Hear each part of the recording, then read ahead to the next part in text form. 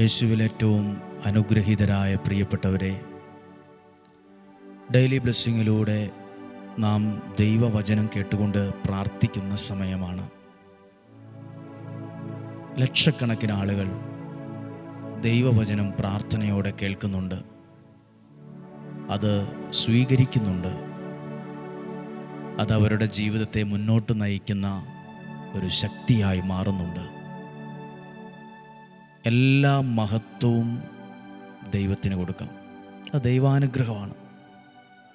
അത് ദൈവം ഒരുക്കിയ ഒരു ശുശ്രൂഷ തന്നെ ആയതുകൊണ്ടാണ് ആ വിധത്തിൽ അത് നിങ്ങൾക്ക് ഓരോരുത്തർക്കും അനുഗ്രഹമായിട്ട് മാറിയത്.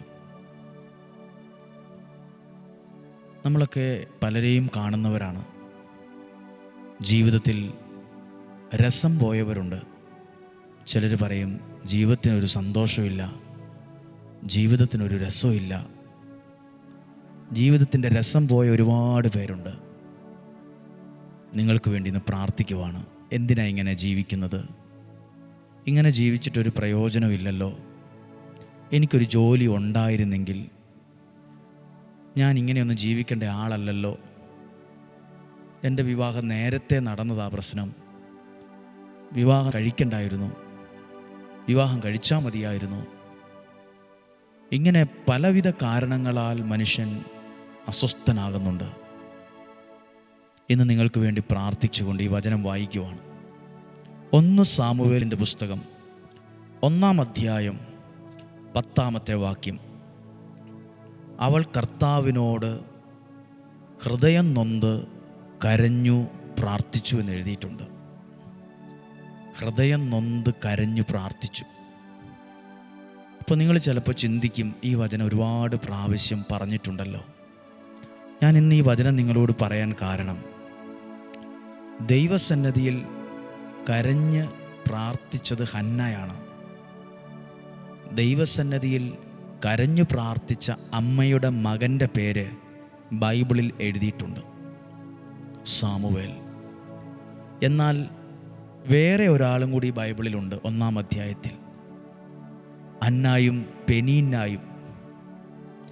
പെനീന ദൈവസന്നിധിയിൽ കരഞ്ഞുവെന്നോ പ്രാർത്ഥിച്ചുവെന്നോ എഴുതിയിട്ടില്ല.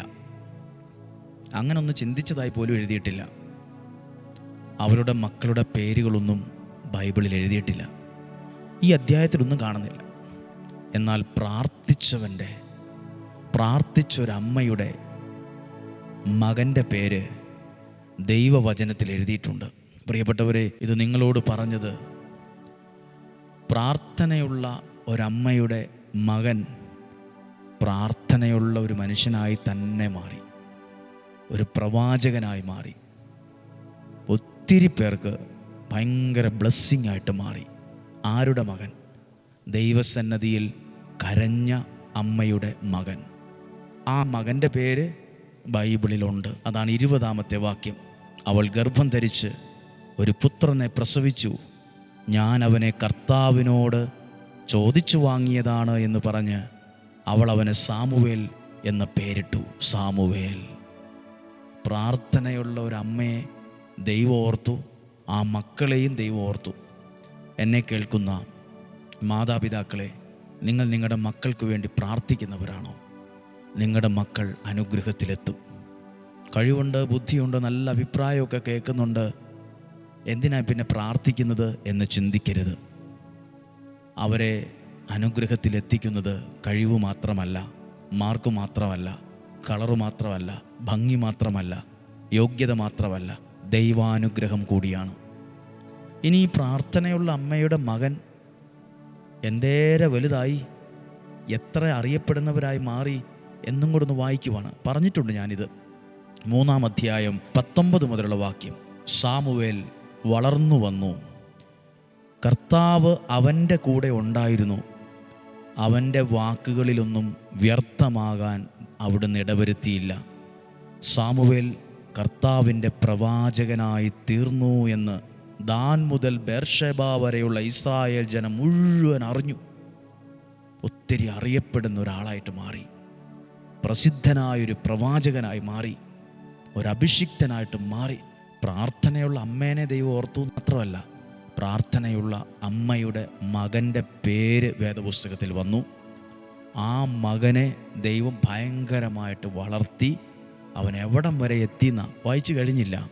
21-ാമത്തെ വാക്യം, കർത്താവ് സാമുവേലിന് ദർശനം നൽകിയ ശിലോയിൽ വച്ച് അവിടുന്ന് വീണ്ടും അവനോട് സംസാരിച്ച് തന്നെ വെളിപ്പെടുത്തി. 4-ാം അധ്യായം 1-ാമത്തെ വാക്യം, സാമുവേലിൻ്റെ വാക്ക് ഇസ്രായേൽ മുഴുവൻ ആദരിച്ചു. വാക്കിന് ഭയങ്കര വിലയുള്ളവനായി മാറി. ഇത് ഞാൻ ഇതിനു മുമ്പ് പറഞ്ഞിട്ടുണ്ട്. പക്ഷേ ഈ വിധത്തിലല്ല. പ്രാർത്ഥനയുള്ള ഒരമ്മ ദൈവസന്നിധിയിൽ കരഞ്ഞു. അത് വെറുതെ ആയില്ല. ആ ദൈവം മറന്നുപോയില്ല. ഞാൻ ഓർത്തില്ല, ഞാൻ കണ്ടില്ല, എപ്പോഴായിരുന്നു എന്ന് ചോദിച്ചില്ല. ദൈവം അത് ഓർത്തു. അതൊരനുഗ്രഹമായിട്ട് വന്നു. ഹന്നായും പെനീനായും ഉണ്ട്. പെനീനായിക്ക് മക്കളുണ്ട്. അവരുടെ മക്കളുടെ പേരൊന്നും ഇവിടെ കാണുന്നില്ല. പക്ഷേ അനുഗ്രഹത്തിൻ്റെ അടയാളമായി ഈ സാമുവേലിൻ്റെ പേര് ഈ അധ്യായത്തിൽ എഴുതിയിട്ടുണ്ട്. പ്രിയപ്പെട്ടവരെ, പ്രാർത്ഥനയുള്ള അമ്മയോടും പ്രാർത്ഥനയുള്ള അപ്പനോടും പ്രാർത്ഥനയുള്ളവരോടും പറയുവാണ്, വചനം കേൾക്കുന്നവരോട് പറയുക, ദൈവം നിന്നെ ഓർക്കുമെന്ന് മാത്രമല്ല, ഭയങ്കരമായി രക്ഷപ്പെടുത്തും, അധികമായി അനുഗ്രഹിക്കപ്പെടും, അധികമായി ദൈവത്താൽ ഉയർത്തപ്പെടും. നല്ലൊരു ജീവിതം ദൈവം നിനക്ക് തരും. ഇതൊക്കെ ഭാഗ്യമാണ്. ഈ വചനം കേൾക്കുന്നത് ഒരു വലിയ വിടുതലിനും സൗഖ്യത്തിനും കാരണമാകട്ടെ. പ്രാർത്ഥനയുള്ള അമ്മയുടെ മകനെ 4-ാം അധ്യായം വരെ വായിക്കുമ്പോൾ അറിയാം എന്തേരെയാ വളർത്തിയത്, എത്രയോ പ്രസിദ്ധനാക്കിയത്. ദാൻ മുതൽ ബെർഷബ വരെ എല്ലാവരും അറിഞ്ഞുവെന്ന്. അത്രയും പ്രസിദ്ധനായി മാറി. ജനം മുഴുവൻ അവൻ്റെ വാക്കിനെ അംഗീകരിച്ചു. ഒരു വാക്കു പറഞ്ഞാൽ അതിനെ ആരും ഗണ്ണിക്കാൻ നിൽക്കത്തില്ല. അത്ര ശക്തനായ പ്രവാചകനായി മാറി. എത്രയോ പേരെ അഭിഷേകം ചെയ്ത് ഉയർത്തിയത് ഈ സാമുവേലാണ്. നമുക്ക് പ്രാർത്ഥിക്കാം. കർത്താവേ, ഈ ദിവസം വചനം കേട്ട് പ്രാർത്ഥിക്കുന്ന ഓരോ കുടുംബങ്ങൾ, മാതാപിതാക്കൾ, മക്കൾ എല്ലാവരും പറഞ്ഞേ, പ്രാർത്ഥനയുള്ള ഒരമ്മയുടെ മകൻ എവിടം വരെ എത്തി, എന്തേരെ ദൈവം അനുഗ്രഹിച്ചു. അപ്പോൾ ഈ പ്രാർത്ഥനയൊന്നും വെറുതെ ആകില്ല കേട്ടോ. ഇതൊരു പ്രോഗ്രാം അല്ല കേട്ടോ. ഇതൊരു നാടകമല്ല. ഇതൊരു ചുമ്മാ എന്തേലും വിളിച്ചു പറയുമല്ല. ഇത് ശരിക്കും ഒരർത്ഥമുള്ളൊരു കാര്യമാണ്, വിലയുള്ളൊരു കാര്യമാണ്, അനുഗ്രഹമുള്ളൊരു കാര്യമാണ്. പ്രാർത്ഥനയോടെ എല്ലാവരെയും ഓർത്ത് പ്രാർത്ഥിക്കുവാണ്. നമ്മുടെ കർത്താവ് ഈശോ മിശിഹായുടെ കൃപയും പിതാവായ ദൈവത്തിൻ്റെ സ്നേഹവും പരിശുദ്ധാത്മാവിൻ്റെ സഹവാസവും നിങ്ങളോട് കൂടെ ഉണ്ടായിരിക്കട്ടെ. നിങ്ങളുടെ കുടുംബത്തിൽ, യാത്രകളിൽ, തീരുമാനങ്ങളിൽ ഉണ്ടായിരിക്കട്ടെ. കർത്താവെ, ഈ വരുന്ന വെള്ളിയാഴ്ച അനുഗ്രഹ ധ്യാന കേന്ദ്രത്തിൽ പ്രത്യേകം പ്രാർത്ഥന നടക്കുന്ന ദിവസമാണ്. ആദ്യ വെള്ളിയാഴ്ചയാണ്. ആ ദിവസത്തെ ഓർക്കുന്നു. ആ ദിവസം അനുഗ്രഹമാകട്ടെ. ആ ദിവസം ഒന്ന് പ്രാർത്ഥിക്കുന്നവരെ അങ്ങ് ഏറ്റെടുക്കണമേ. വ്യാഴാഴ്ച താമസിച്ച് ധ്യാനം കൂടുന്ന ഓരോരുത്തരെയും അനുഗ്രഹിക്കണമേ. ലോകത്തെമ്പാടും വചനം കേൾക്കുന്ന, ഇത് അയച്ചു കൊടുക്കുന്ന, എഴുതുന്ന, സ്വീകരിക്കുന്ന സകലരെയും പ്രത്യേകമായി അനുഗ്രഹിക്കണമേ. രോഗങ്ങൾ, അപകടങ്ങൾ, ദുർമരണങ്ങളെല്ലാം മാറിപ്പോകട്ടെ. സന്തോഷവും സമാധാനവും നിലനിൽക്കുന്ന ഐശ്വര്യവും ഉണ്ടാകട്ടെ. രോഗസൗഖ്യമുണ്ടാകട്ടെ. സാമ്പത്തിക ഭദ്രതയുണ്ടാകട്ടെ. ദൈവത്തോടുള്ള നല്ല ബന്ധം വർദ്ധിക്കട്ടെ. കുഞ്ഞുങ്ങൾ അനുഗ്രഹിക്കപ്പെടട്ടെ. തലമുറ അനുഗ്രഹമാകട്ടെ. കുടുംബത്തിൽ സമാധാനം നിറയട്ടെ. ഇന്നും ജീവിക്കുന്ന യേശുവിൻ നാമത്തിൽ തന്നെ നിങ്ങളെ അനുഗ്രഹിച്ച് പ്രാർത്ഥിക്കുന്നു. ഇപ്പോഴും എപ്പോഴും എന്നേക്കും ആമേൻ. ദൈവം അനുഗ്രഹിക്കട്ടെ. നല്ലൊരു ദിവസം ആശംസിക്കുന്നു.